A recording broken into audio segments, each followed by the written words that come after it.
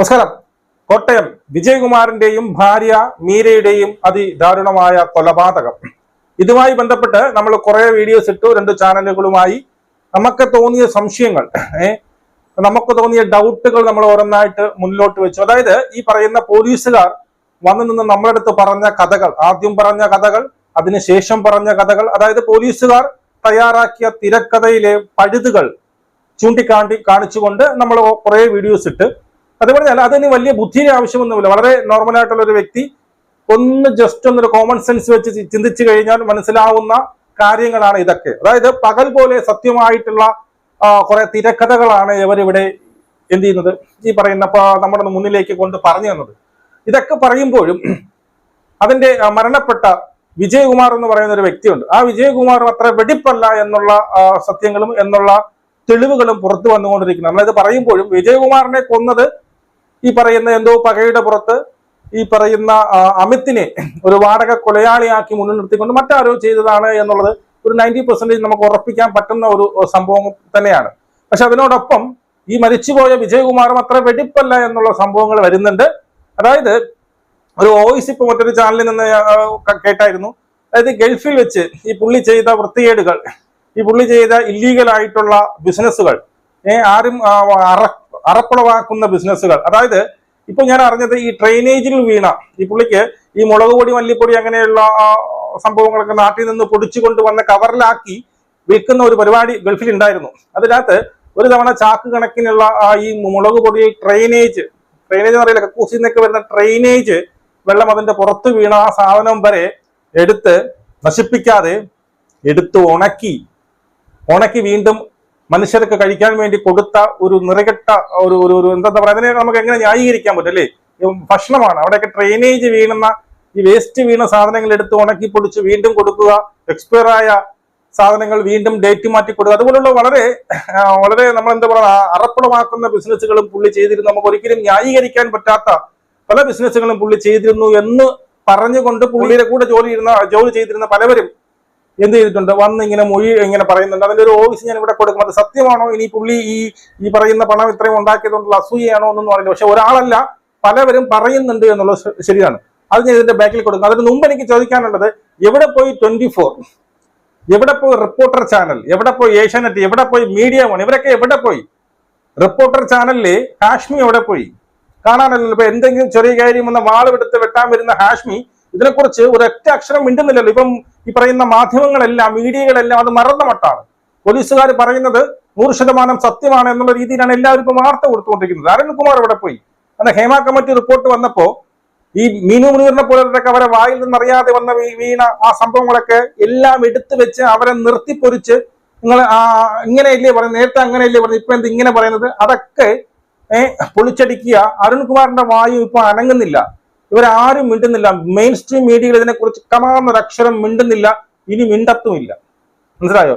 അപ്പൊ തന്നെ മനസ്സിലാക്കാം ഇതിന്റെ പവർ ഏത് ലെവലിലാണ്. ഇതിന്റെ ഓപ്പോസിറ്റ് നിൽക്കുന്ന ആൾക്കാര് ആരാണ്, ഏത് ലെവലിലാണ് അവരുടെ പിടുത്തം.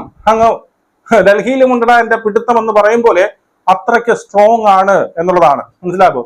അപ്പൊ ഇവർക്കൊക്കെ ഈ പറയുന്ന മാധ്യമം, ഈ പറയുന്ന ഏത് മീഡിയ ആയിക്കോട്ടെ, ഈ നമ്മുടെ മെയിൻ സ്ട്രീം മീഡിയയൊക്കെ അത് എല്ലാവർക്കും ക്യാഷാണ്. ക്യാഷിന്റെയും പവറിന്റെയും കളിയാണ്. മനസ്സിലായോ? ഒന്നീ ക്യാഷ് കൊടുത്ത് ഒതുക്കും, അല്ലെങ്കിൽ പവർ കാണിച്ച് ഭീഷണിപ്പെടുത്തി ഒതുക്കും. മനസ്സിലായോ? ഇത് രണ്ടിലും വീണു പോകുന്ന മീഡിയകൾ തന്നെയാണ് 99% മീഡിയയെ. 1% വീണില്ലെങ്കിൽ കുറച്ചു കാലം അവൻ പൂട്ടിക്കെട്ടി പോകും എന്നുള്ളതാണ്. അപ്പോ ഇവിടെ ഞാൻ പറയാൻ ശ്രമിക്കുന്നത്, ഇത്രയും പിന്നീട് പകൽ പോലെ വ്യക്തമായിട്ട് ഇവർ പറയുന്നത് നുണക്കഥയാണെന്നും ഇതൊരു തിരക്കഥയാണെന്നും മുമ്പ് പറഞ്ഞ കഥകളൊന്നുമല്ല ഇപ്പൊ പറയുന്നത്. എല്ലാം മാറി മറിച്ചും പറയുന്നു. ഇവർ പറയുന്നതൊന്നും അങ്ങോട്ട് ചേരുന്നില്ല.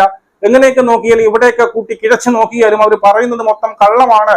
വർഷങ്ങൾക്ക് മുമ്പുള്ള പ്ലാനിങ്ങിന്റെ ഫലമായിട്ട് തന്നെയാണ് ഈ ഒരു മർഡർ അല്ലെങ്കിൽ ഈ ഒരു കൊലപാതകം നടന്നത് എന്ന് സാധാരണക്കാർക്ക് വരെ മനസ്സിലായെങ്കിൽ എന്തുകൊണ്ട് ഇവരാരും അത് ചൂണ്ടിക്കാണിക്കുന്നില്ല?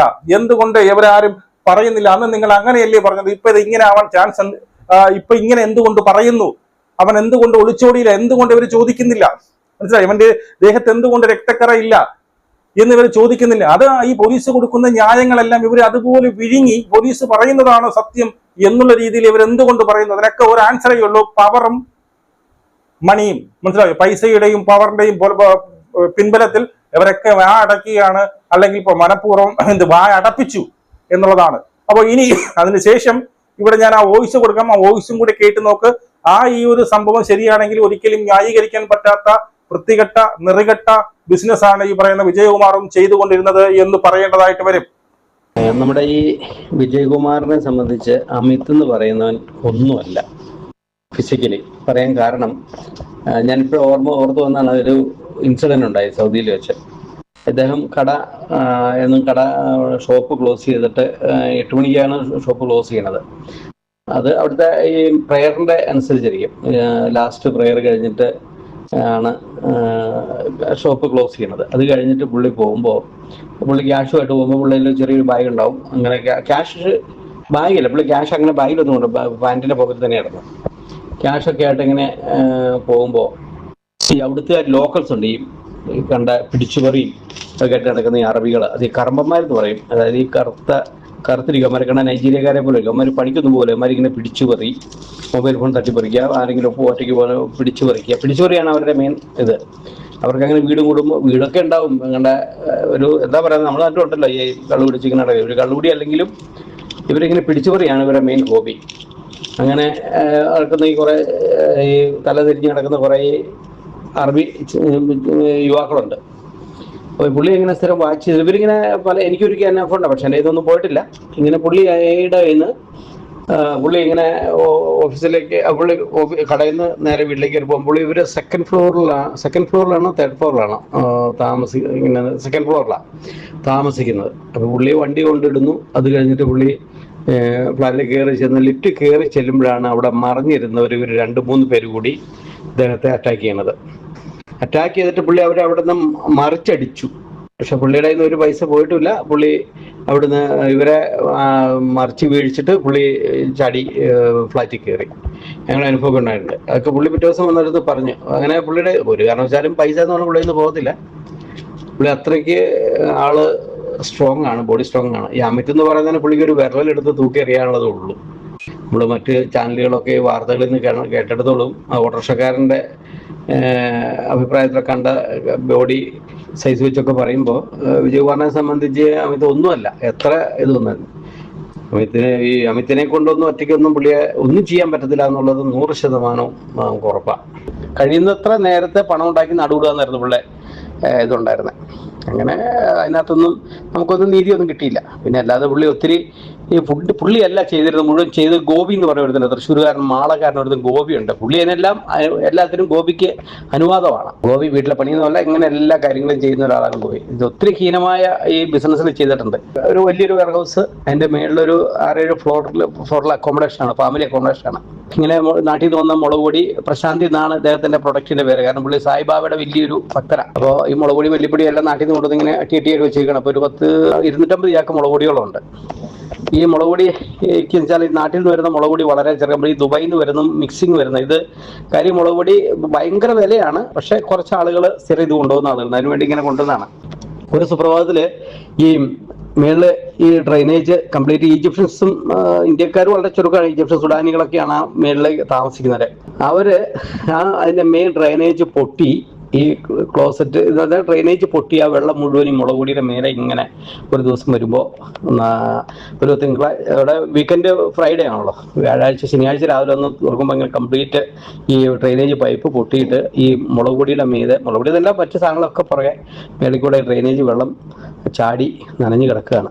ഈ ഗോപി അത് ഒരു ചാക്ക് പോലെ നഷ്ടപ്പെടുത്തില്ല എന്നുള്ളത്. കംപ്ലീറ്റ് ചാക്കും അത് അവിടുത്തെ വലതിയ മീൻസ് പറഞ്ഞാൽ അറബി പറഞ്ഞാണ് വലതിയ, മുനിസിപ്പാലിറ്റിക്കാണ് വലതിയ എന്ന് പറഞ്ഞത്.